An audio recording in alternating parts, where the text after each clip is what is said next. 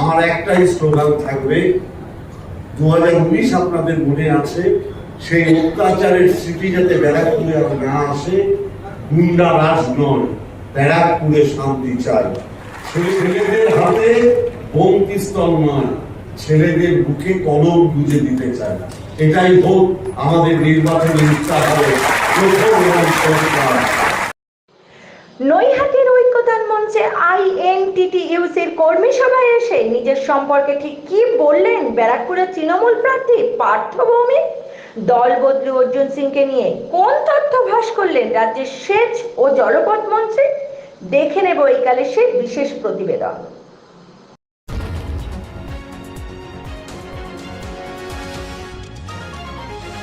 আপনারা দেখছেন এইকাল.in, সঙ্গে থাকুন, ভরসা রাখুন। আপনারা আমাকে এতদিন ধরে দেখেছেন, আমি এটুকু বলতে পারি, আমি মমতা ব্যানার্জির সাথে রাজনৈতিক জীবন শুরু করেছিলাম।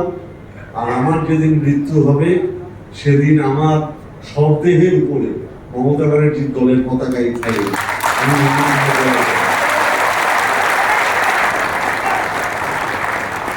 অর্থাৎ আমার একটা ব্যক্তিগত পরিচয় হচ্ছে আমি মমতা ব্যানার্জির সৈনিক।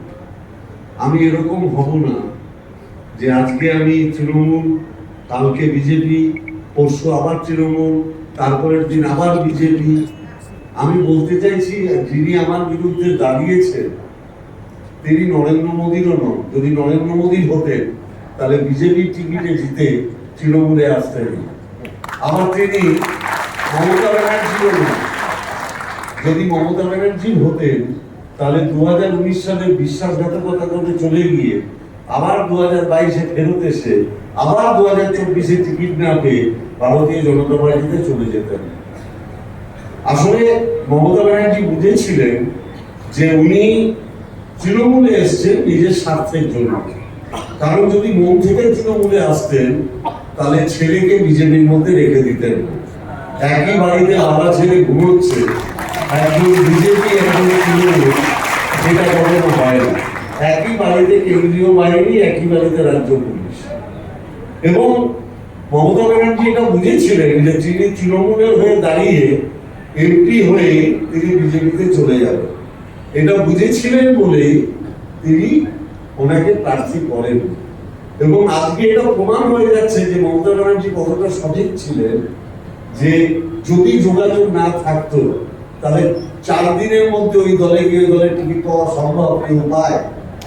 আপনার যদি যোগাযোগ না থাকে, আপনি গেলেন আর টিকিট পেয়ে গেলে যেটা হয়, তাহলে উনি মোদিরও না, উনি দিদিরও না, উনি বাঙালিরও না, উনি অবাঙালিরও না, উনি হিন্দুরও না, উনি মুসলমানেরও না, উনি এসসিরও না, উনি এসটিরও না, উনি শুধু নিজেরটা বাদ দিয়ে নিজেরটা বাদ দিয়ে উনি কিছু চেনেন না বলেই নিজের ভাইপোকে অস্বীকার করে বলেন আমার ওরকম 4238টা ভাইপো আছে। অর্থাৎ যে নিজের রক্তকে অস্বীকার করে, যে নিজের ভাই ভীম সিংকে অস্বীকার করে, নিজের ভাইপো সৌরভকে অস্বীকার করে, তাহলে আম জনতাকে অস্বীকার করতে তার কতক্ষণ লাগবে? আমি আপনাকে কতটুকু সময় লাগবে আম জনতাকে অস্বীকার করতে? তার একটাই কাজ, আমার কোটি কোটি টাকা আছে, টাকা দিয়ে আমি মানুষ কিনে নেব, আমার পক্ষে ভোট দেব। অর্থাৎ ও ভাবছে যে আপনাদের সবার হাতে 2000-5000 করে টাকা দিয়ে দেবে ভোটের আগে, আর দিয়ে বলবে আমায় ভোট দাও, আপনারা দল বেঁধে ভোট দিয়ে দেবেন, আর ও আবার এমপি হয়ে যাবে, তখন আবার আপনাদের ভুলে যাবে। আমি আপনাদের বলবো, যাদের যাদের টাকা দিতে আসবে টাকাটা দয়া করে নিয়ে নেবে।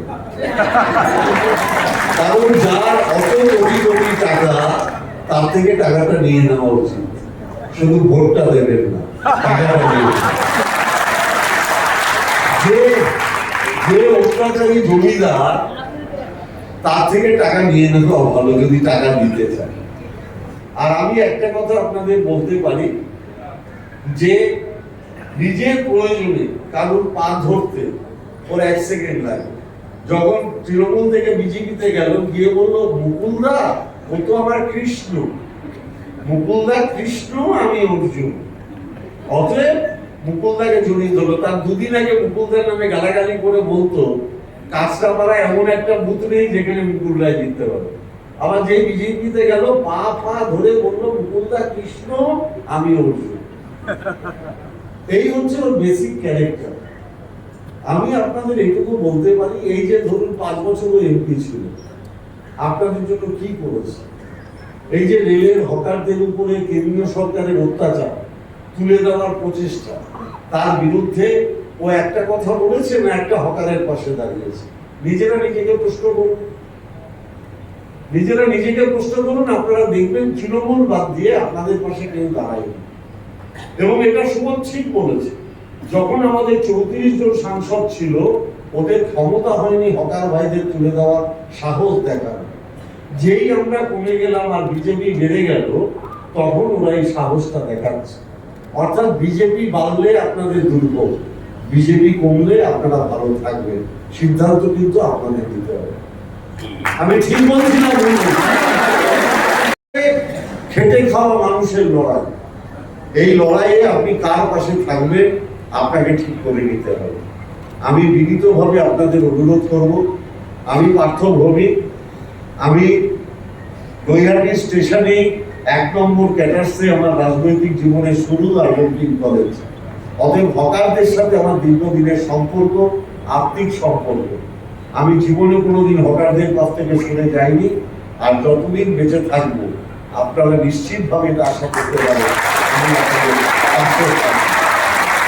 এই নির্বাচনটা কোনো রাজনৈতিক দলের সাথে কোনো রাজনৈতিক দলের হচ্ছে না।